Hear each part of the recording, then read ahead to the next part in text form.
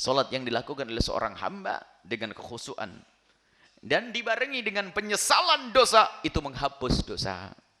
Makanya yang perlu dibenahi, yang perlu ditegaskan adalah sadar kita akan dosa. Maka sering-seringlah merenung dosa-dosa, memohon ampun kepada Allah, maka salat yang kita lakukan akan menghapus dosa-dosa tersebut.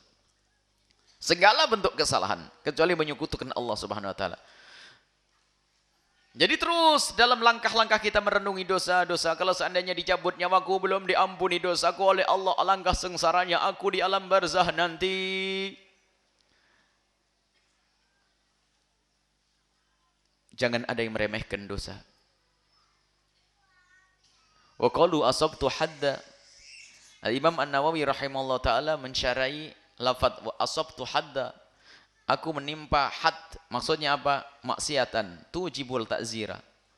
Maksiatan tujibul ta'zira, maksudnya apa? Laki-laki tersebut melakukan satu kemaksiatan yang harus dihukum.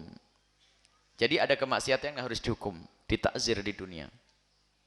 Walisal muradu al-hadda syar'iyyah, bukan maksudnya had syar'i seperti haddul qadhf, hukum mencambuk bagi orang yang menuduh zina, atau hadduz zina, atau hukum cambuk bagi pelaku zina dan seterusnya. Kahaddiz zina seperti hukuman zina atau khamr karena minuman keras wa ghairihima dan yang lainnya. Fa inna hadhil hudud, sebab kalau had hukuman karena minuman keras, karena zina, la tasqutu bi sholatu, tidak cukup dengan salat. Ingat, dosa-dosa gede seperti zina, seperti minuman keras tidak akan dihapus oleh Allah cukup dengan salat-salat yang dilakukannya. Akan tapi harus ada tobat khusus meninggalkan dosa tersebut, kemudian ada penyesalan yang dibarengi dengan tetesan air mata rasa takut hukuman Allah, maka itu yang akan menghapus dosa zina, dosa minuman keras, sebanyak apapun dosa yang dilakukan. Kalau dia menghadap kepada Allah, Allah maha luas dengan pengampunannya. Tapi syaratnya menyesal.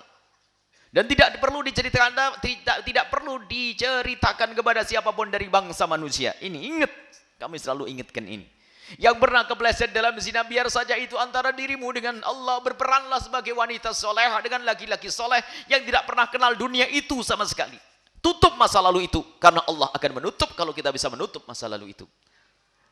Tapi dasar orang dungu, dosa yang dilakukan pada masa lalu sudah ditutup oleh Allah, dibongkar. Itulah orang dungu. Allah maha pengampun. Maka tutup segala dosa kita kepada Allah Subhanahu wa ta'ala.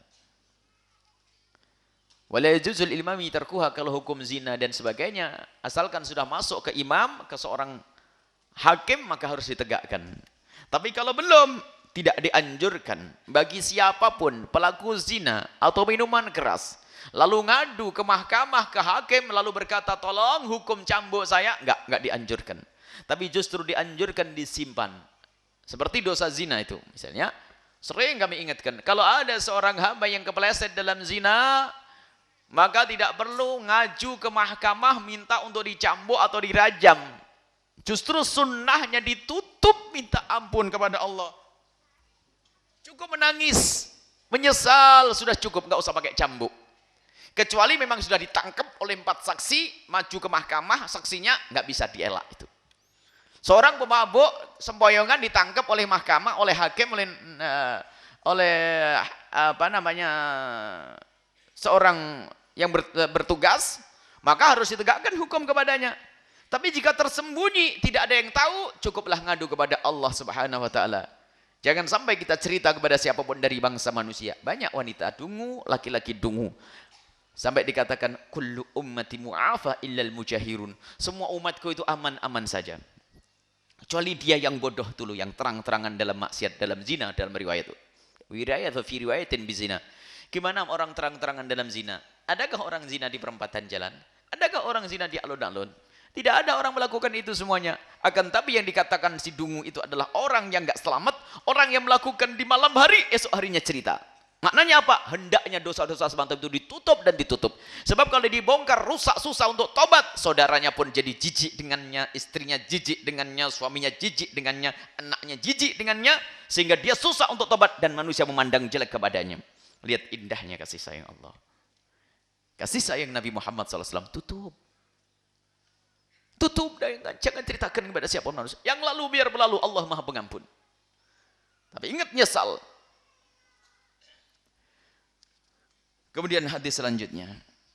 Wa anhu qala. Hadis ini diriwayatkan juga oleh Sayyidina Anas bin Malik radhiyallahu anhu. Qala Rasulullah sallallahu alaihi wasallam. Ini disebutkan sebab-sebab pengampunan. Tadi sholat sebab diampuni dosa-dosa kecil kita. Tentunya dengan syarat sadar. Dosa gede malah lain kisahnya. Dosa-dosa kecil, pandangan kita, jelalatan, sana sini. Astagfirullah.